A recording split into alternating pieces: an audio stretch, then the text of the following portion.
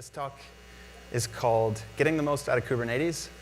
And really, it's a story about resource requests and basically the journey that I had to figure out some of these concepts a couple years ago. So just a brief introduction. What I'm hoping that you get out of this talk is an understanding of requests and limits. And I want to define a process that we can all use to set requests and limits. And I also want to give you some tools that you can use to help you along the way with your journey as well. So my name's Harrison, and I'm a staff software engineer at Site. I've only been there for a couple weeks. I just switched over from Buffer. I was there for a couple years before that, and let's see, I've been either an operator or an end user of Kubernetes as a developer for the past close to 3 years now. So let's start off with a story that comes from Buffer. Buffer started off as a monolith written in PHP, and there was a service, or this endpoint, that was receiving a lot more traffic compared to the rest of the application. And basically what this thing did was, if you don't know, Buffer is a social media management platform, and basically anytime somebody sends a tweet or a Facebook post or any other kind of post that contains a link, we take that link and then we increment a counter somewhere. And then that count is used in people's blogs, so they can show that this is a popular blog post on Buffer, so they can gauge interest. So we settled on a pretty simple design, and this was one of the first real applications that we had put in production on the Kubernetes. And it was basically just a node backend with a DynamoDB database. So we knew we needed more than one replica, so we just set it to 4. And we deployed the service on the Kubernetes. And then we manually verified with curl to make sure that things were operational and had some metrics hooked up so we could see what was going on. So we shifted 1% of the traffic from our monolith over to the service on Kubernetes. And things were looking pretty good. So then we scaled up to 10% of the traffic and shifted some more of the traffic, and we could see resource utilization metrics going up approximately what you'd expect, about 10x. So we moved on to the next phase, rolled it out to 50%. And this is when things started to get interesting because, well, we basically went into a crash loop. And so first thing I did, very new to Kubernetes, I just scaled it up to 20 pods. I was like, yeah, it's Kubernetes. We can scale it up. It'll be fine. It wasn't fine. And it helped. The service stayed up, but the pods, they just kept dying. So we scaled the service back down to 0% and shifted the traffic back over to our monolith. So we dug deeper, and basically, I had copied a deployment from another service. It was another node service, and it was something that we were just messing with, just a little prototype to kick the tires on Kubernetes. And this particular deployment, it contained some resource limits that were set on it. And when we used kubectl describe, we could see that we were getting OOM killed. So the pod was running out of memory because we hadn't allocated enough resources. So it kind of set off this whole journey of figuring out how do we actually set these things. So it's important to understand the difference between limits and requests, because these are kind of your building blocks here. So thinking about limits, these are the upper limit on container resources. Now, if you don't set any limit at all, the containers can run completely unbounded, and they can take up all of the resources on a node. So if the limit's crossed, now there's two types of things that can happen here. There's compressibles, so CPU, it's basically going to compress the amount of CPU that can be consumed. And also memory is a little bit different. When you cross this threshold, the kubelet's going to come through, and then it's going to restart the pod. Now the other building block is requests. So this is kind of a hint to the scheduler that this particular workload needs a certain amount of resources. And if there's capacity available and it gets scheduled, that amount of resources should always be available for that pod. unless it needs to be evicted for some reason by the scheduler. Now, for a period of time, let's say you just set requests and there's capacity available, your container is going to be able to use more resources for a period of time. So you get this kind of bursty behavior that you can program into it. And if you don't set requests, but you set a limit, it's basically going to implicitly set the request to the limit. So I'm going to break that down here into a few different quality of services. So just to name them off, you've got guaranteed, you've got burstable, and best effort. So guaranteed is when you set your limits to the request, or maybe you just set the limits here. These are the highest priority pods. So these are going to be the last thing that gets killed by the scheduler, or that the scheduler decides to kill. And the next one is the burstable quality of service. And this is where you set limits that are higher than your requests. So let's say in this example here, you set your request to 100 M, which is roughly a tenth of a core in CPU. And then you set the limit to 200 M, which is roughly two-tenths of a core. The scheduler is going to allocate 100 M CPU to your container. And for a period of time, if there are resources available on that node, it can burst up to twice the capacity if it's available. Now, in the case here, if it does burst up to that 200 M, it's going to be compressed, and CPU is compressible. Oops. Let me go back here.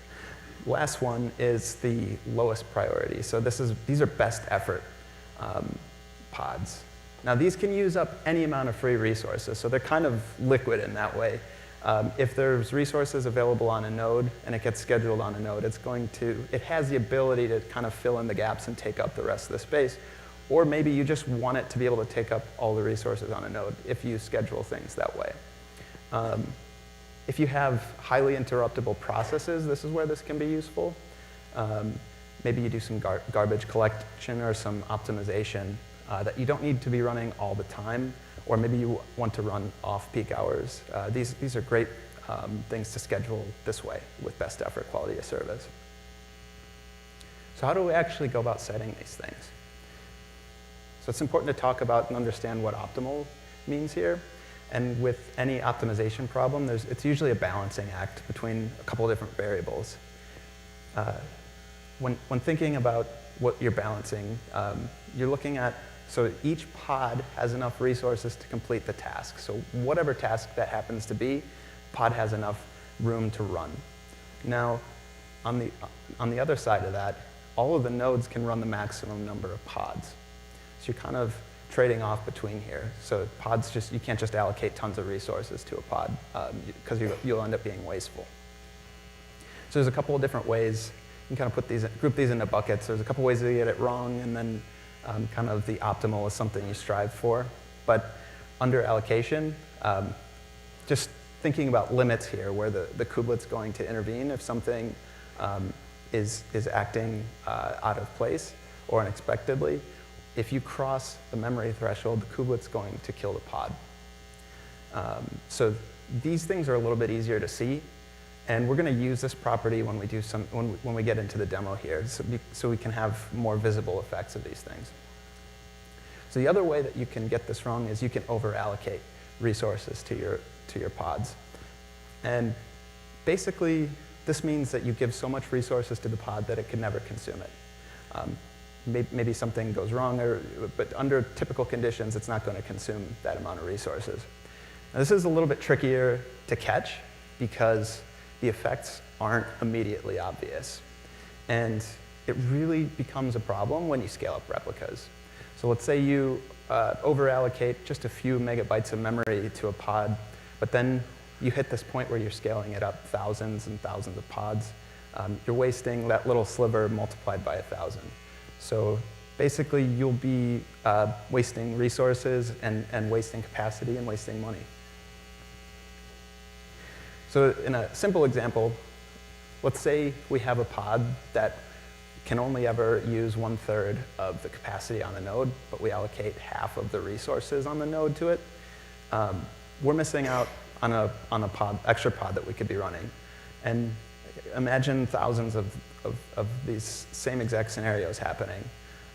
You're going to be basically wasting a lot of capacity. So optimal is something that you want to strive towards. In practice, you're probably going to over-allocate, and you probably want to lean on over-allocation a little bit anyways because you want just a little extra capacity. That's kind of up to the application that you're building and the domain. But it's something that you strive towards. It's not a 100% thing. Maybe you get 90% optimal. Okay, so let's switch gears a little bit. Let's talk about how Kubernetes does monitoring of these pods. So you don't have to remember everything here, but I'm kind of going to walk through each one of these pieces. But it's important to note that there's multiple nodes. Each node has a kubelet and cAdvisor. And some of the nodes are going to have aggregation, metrics aggregation. Here it's called HeapStir. I'll get a little bit more. I'll share some news on that in a little bit. But basically, there's this thing that's getting all the metrics from all of the nodes and providing basically a surface to view all of the containers. But breaking down how this works, cAdvisor, it connects to the Docker socket if you're using that on all of the nodes. And what it's doing is pulling metrics at an interval. Depending on how it's configured, it's usually somewhere between every 10 and 15 seconds. And then cAdvisor provides an interface or an API for other services like the kubelet to pull those metrics. And it collects things like CPU, memory, file system usage, some stuff on network utilization as well. So then the kubelet is going to use information from cAdvisor to make decisions on what to do. So in the case where you use too many resources, maybe you use too much memory, the kubelet will get that information from cAdvisor, and then it will actually kill the pod directly. So on top of this, kind of the final layer, it's HeapStir here. But what it's doing is collecting all of the metrics from all the kubelets, and it's aggregating them together. And usually what it does is it pushes it off to like a storage backend. And there's a number of different ones of these. And kind of depends on your cloud provider. So just a PSA on HeapStir if you're using it. It's currently in deprecation.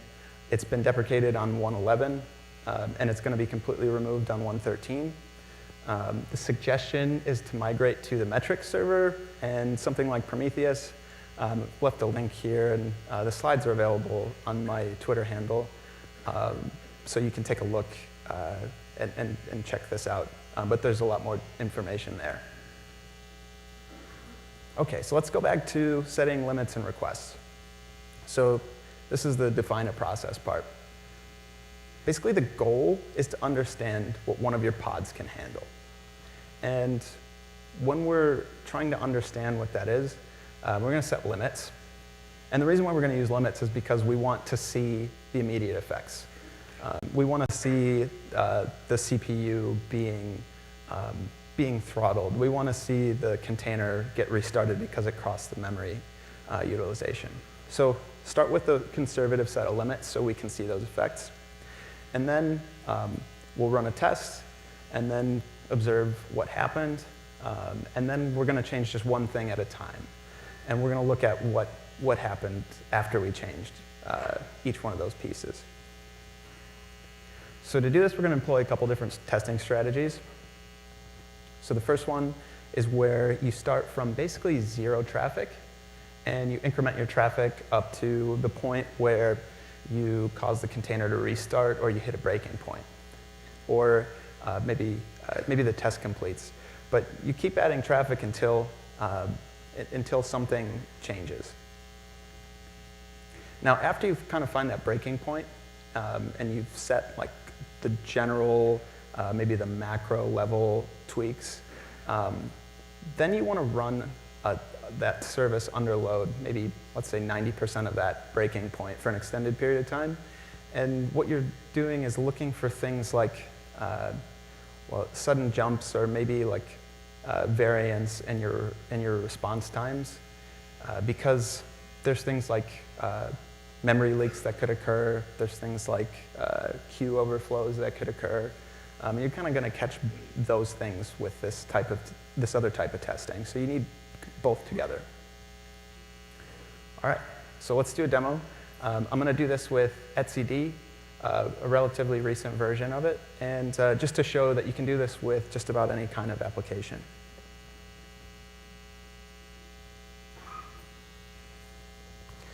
So, all right, that looks good. I'm using a tool called loader.io, and that is allowing me to apply load to the etcd instance. And let's see.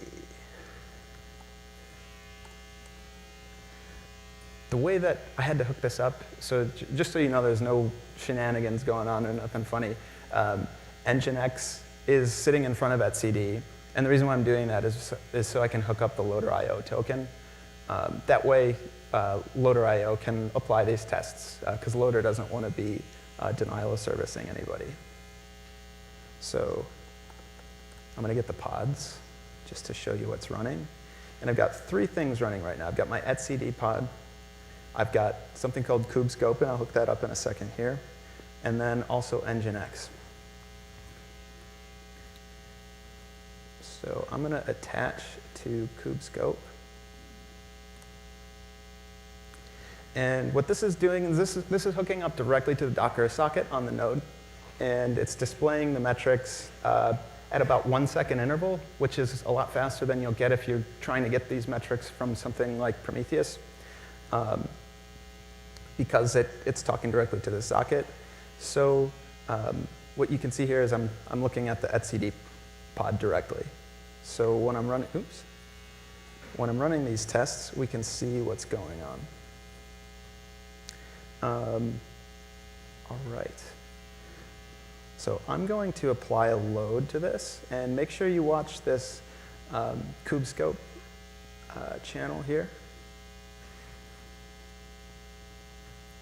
So I'm doing a ramp-up test, and what you'll see is that CPU went up. Looks like the container died. Yes, this is what we wanted. The test is still trying to run, basically, but we'll see here. OK, test completed, and you'll see 2 things. Basically, that second row of KubeScope was the container restarting. So it's hooked back up. It restarted. So we know something went wrong there. Let's take a look. So I'm going to describe the pod.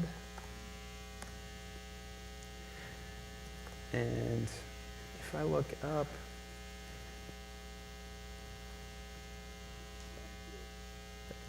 what's that? Oh, there we go. Yep. Out of memory killed. So we ran out of memory there. Kind of expected. So let's bump up the memory resources on that.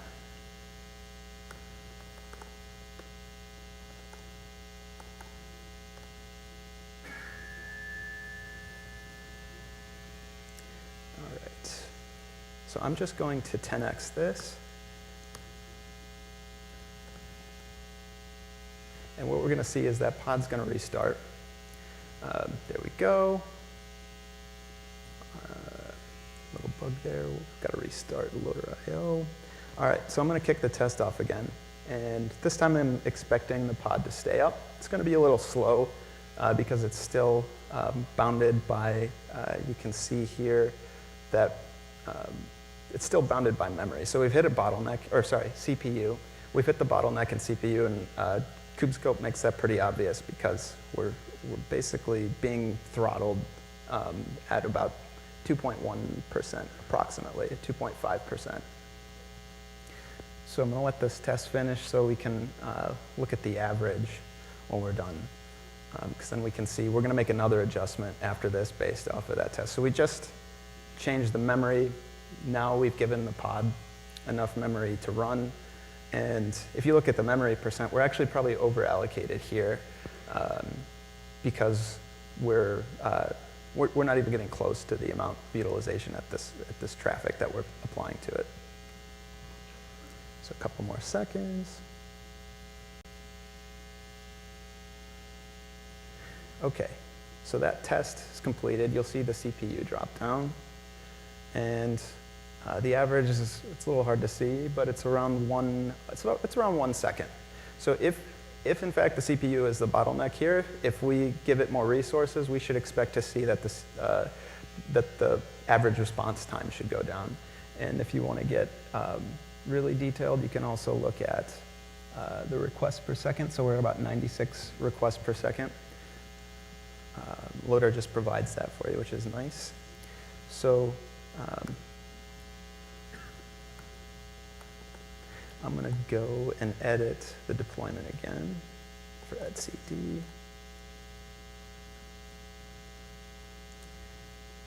And let's say I go crazy. Let's do something that's definitely not going to work.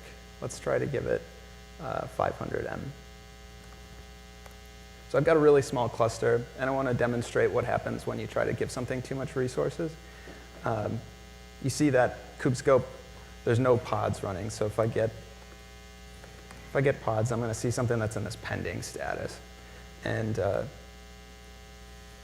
if I describe the pod for etcd, we're going to see that warning, or it couldn't scale because, or couldn't schedule it because 0 of 1 nodes are available. I don't have enough CPU to run this thing, basically. So let's edit it again.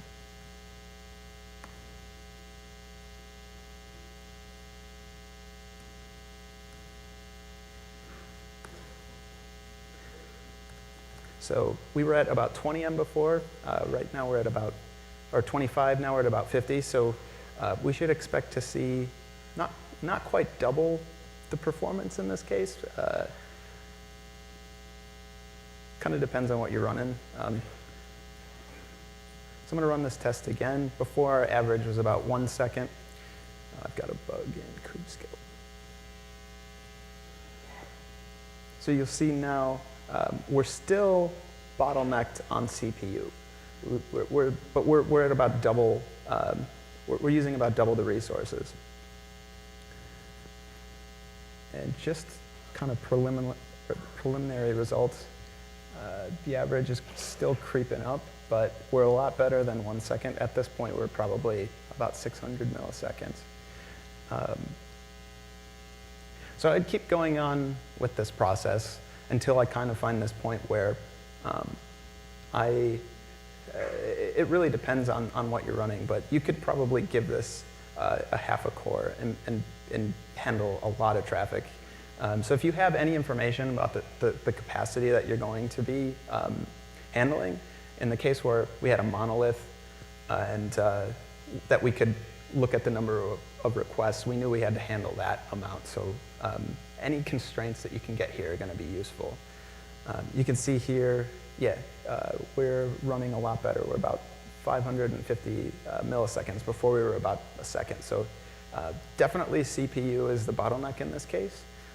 So after I kind of found the sweet spot with these, with the ramp-up test, I would want to run a duration test. And just kind of generally thinking about that, it's probably at least 10 minutes is a good rule of thumb. The longer, the better, especially if you don't have any traffic that you can throw at it. That way you have some confidence that it's going to work when you get to production. All right, so I'm going to go back to the slides here. So another important thing is while you're doing this, like we saw some different failure modes, but keep a log, take some notes while you're doing this, because these things are going to end up in your runbooks. These are going to be stuff that other people are going to use and ask you questions like, my service is getting a bunch of 500s and the CPU's at the max, like what's going on here? Some of the observed failure modes for a number of different services. So memory was slowly increasing. One that we just saw here was the CPU is pegged at 100% of what the resources that were allocated to it. You can also see server-side errors, 500s. high response times. Another interesting one is variance in response times. That's usually some sort of queuing mechanism is in place. And also just flat out dropping requests. So some of the stuff that we learned is that what it means to be production ready, I think you need to know how your service is going to break before you can put it in production. Because when you're having real live customers using your products, especially ones where people are dependent on them, it's good to understand how they break so you can plan ahead. And when they do break, you can act. Rather than have to do this triage stuff like in the cluster while things are breaking. So you can kind of do some of this before. And really, it's about increasing predictability. So if you can predict how something's going to break, you can make better decisions on what to do about it. So some tools that you can use after you understand the breaking point. So one of them is, and there's a fantastic talk that's going to be later, I think today or tomorrow, on the horizontal pod autoscaler. But basically, what this thing does is it changes the replica count based on a metric. So maybe once you hit 90% of the CPU utilization, you start scaling up replicas until it has enough capacity to handle the load. You can hook up all kinds of metrics to this. You can hook it up to Prometheus, Azure Adapter, and Stackdriver, just to name a few. It's very well supported. This thing's pretty solid. You can hook up multiple metrics. A lot of people are running Kubernetes on AWS and have worker queues implemented. You can scale up using external metrics from SQS. So you can look at the number of messages that are in flight. So another one, this is the vertical pod autoscaler. And this one it's an alpha feature, so use with caution. This one, it changes the resources in place. And currently, for it to do that, it needs to restart the pod. So it's going to change, kind of do what we did, but in an automated way. But it's going to change the resources and then restart the pod. So just looking ahead a little bit, kind of tools for developers. Right now, there's really great tooling for aggregate metrics. We have Prometheus. We have things like Datadog. So we can see what's going on at the cluster level. But there's still a gap for high-resolution tools. So you can look at maybe just a group of deployments, maybe a few pods, or kind of what we did here. We were just looking at one container. So this is why I started this project, KubeScope, because these things didn't exist. And I'd love help building this. So if anybody is interested in this sort of stuff, it's MIT licensed and free forever. I want people to be able to use this. All right, so thanks everybody, and I want to open up for a few minutes of questions. Let's see, we got a little bit of time, I think. All right. Yes. Do you have any recommended tooling for generating load, like self-hosted, instead of using an external service like loader.io to generate load? So the question was, are there any basically open source tools that we could use to apply load testing within the cluster? The ones that you prefer. I haven't used it for a while, but I believe Locust is one that's pretty popular. Depending on the amount of load that you need to apply, there's a bunch of like npm installable, like this one here. Yeah, I can send you the package for that, but that one will allow you to go up to about 1,000 requests a second, which is pretty okay. You're welcome.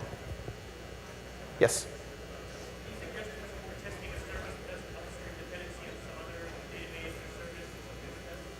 So the question was, any suggestions for testing services that have upstream dependencies? That's where things get a little more complex.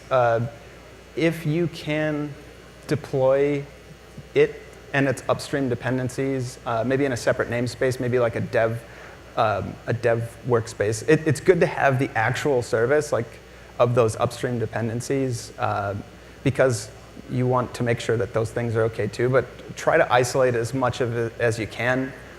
Maybe you stub something out to maybe give a dummy request or something for the upstream services. But yeah, isolation is good. And in that case, you probably don't want to hit your production service because it's got the upstream bits. Yes, right here.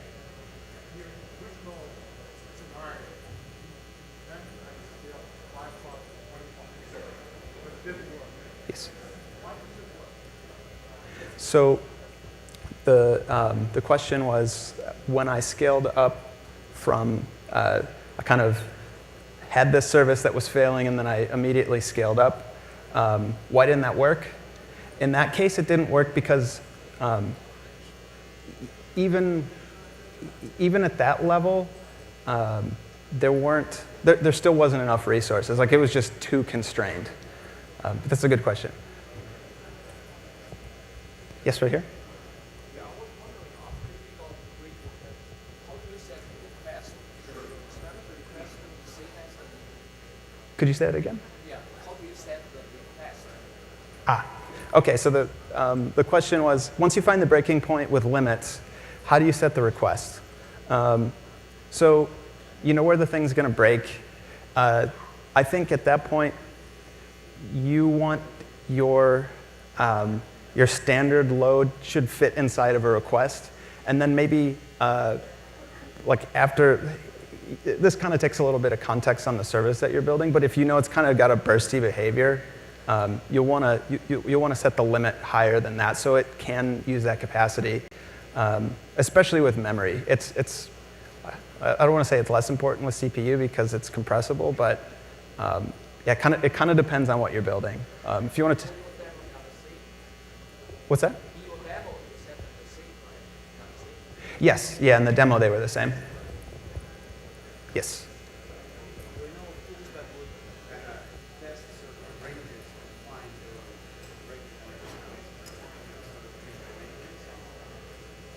So the question was, do I know of any tools that'll set those manually? So basically change those limits manually. I don't know of any tools that exist, and if that existed, I'd love to use it.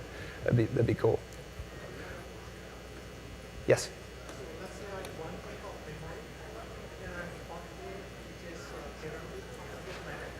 I'm sorry, I'm having trouble hearing you. Uh-huh.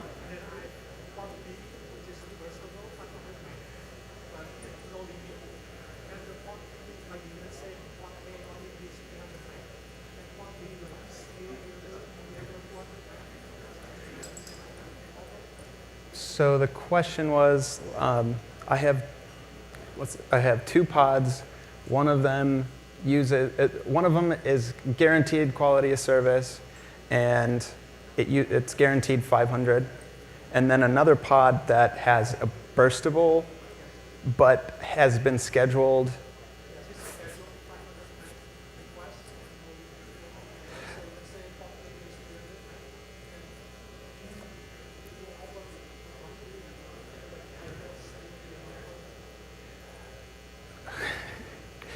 I would have to play with that. I don't know. I don't know the answer to that question.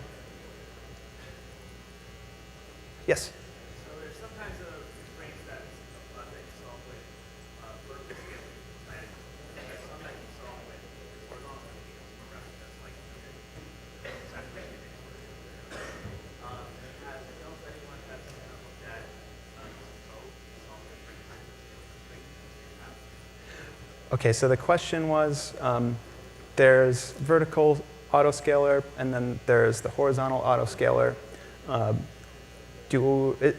Is there anybody who's using a combination of those things to solve some scaling issues? Is that correct? I'm not sure if anybody's combining them in a way that's. Yeah, I haven't seen a really good use case for that in the wild, but yeah, there's a lot of people here who might be doing that. If anybody, show of hands, is anybody actually using both vertical and right there? Yes. You should talk to that guy.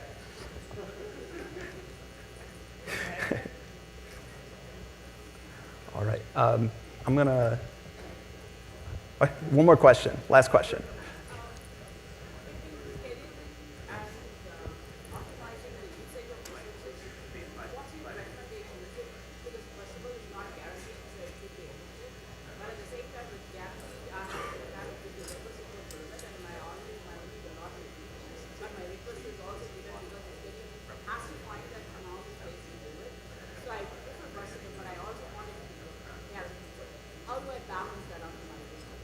So the question is so guaranteed versus burstable quality of service, and like how do you get the most out of that when you take into the consideration the scheduler?